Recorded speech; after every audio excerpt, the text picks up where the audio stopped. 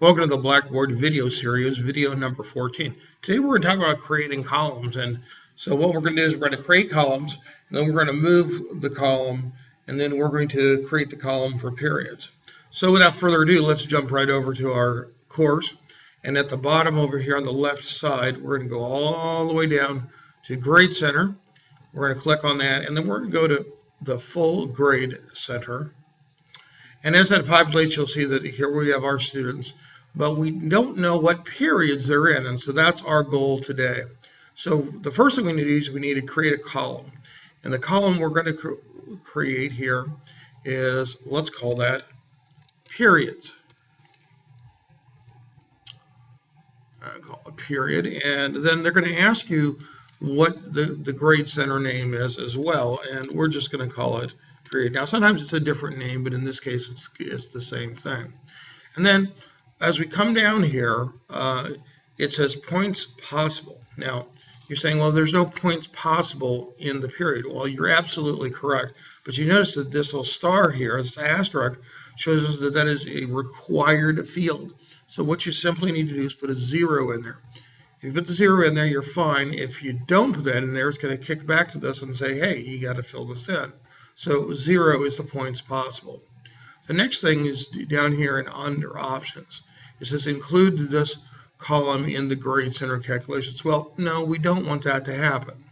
So the next thing is show the column to the students. And that's up to you. You can either show that or not show that. I'm going to opt not to show it to the kids.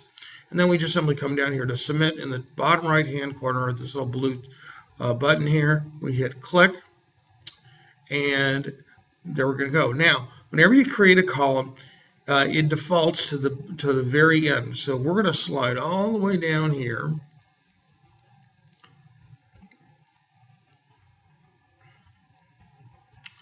And let's slide down there. And we see that there's a period right here. So what we want that period is we want that at the beginning, not at the end.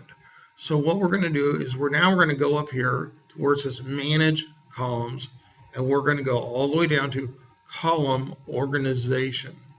And so column organization is going to have this long list, and we're going to go to the very bottom again, there's period. And you see this little the 4-way arrow here. All we're going to do is we're going to take that and we're going to drag that all the way to the top. And I'm going to put it right there for right now.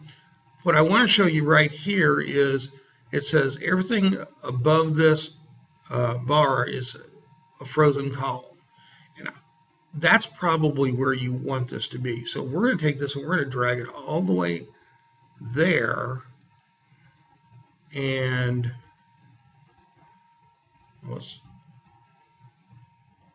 there we go. There it is. And so it's all good to go, and we're ready to go. And then we're just going to go to the top here, and we're going to hit submit. And when we do that, you're going to see that here in this gray area, which is frozen, that you've got that. Now, we can go back and we can move this around, but we're not going to deal with that right now. What we do want to do is we want to put the periods in. So if you just simply click right here, let's call this person first period. So this one's fourth period. This is a sixth period. This is a seventh period. Second period. And you can just continue on with this.